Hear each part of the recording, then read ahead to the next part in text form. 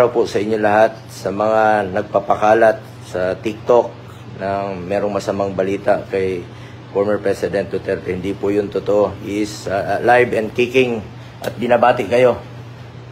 Mga kababayan ko, kumusta kayong lahat? Ako po yung matanda na. At hindi natin maiwasan yung balita na ngayon nagkasakit.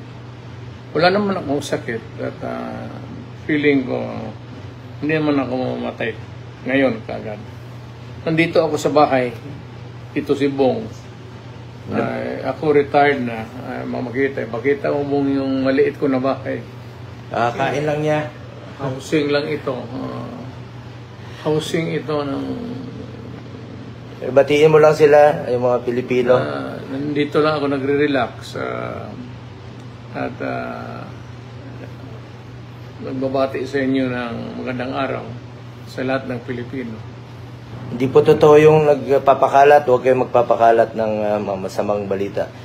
Alive and kicking. Siyempre, may edad na po si dating Pangulong Duterte. Kahit papano. May konting sakit, pero at his age, he's very healthy. Alam mo, matanda na ako. Nagsilbi na ako sa inyo ng pinakamatagal. Mayor, ilang taon, presidente. Huwag kayong magtaka kung mamamatay ako. Mas mabuti pang magtanong, bakit pa buhay pa yan? Bakit tayo na magpahinga, matanda na? Yun pa ang tanong yun. Pero kung sabi mo, balitaan ninyo, may chismis, mamatay ako. Lahat tayo, ikaw, ako, lahat ng kaharap ko sa mundong ito, mamamatay tayo. Hindi ako exception.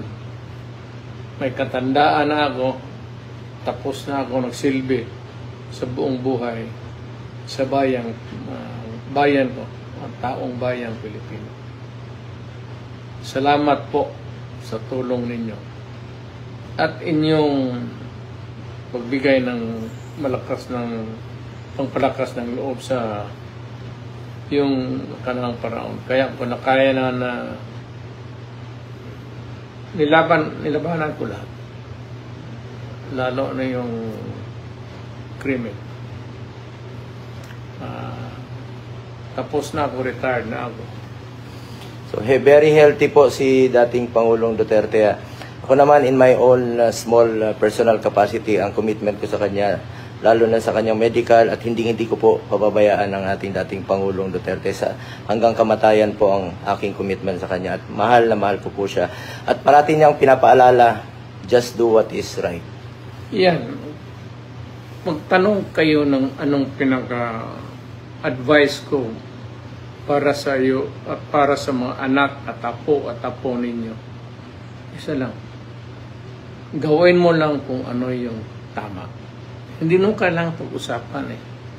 Alam mo dito, pati dito, kung ano ang tama o mali. Gawin mo lang yung tama. So, sa mga nagpapakalat, let's pray for former President Duterte.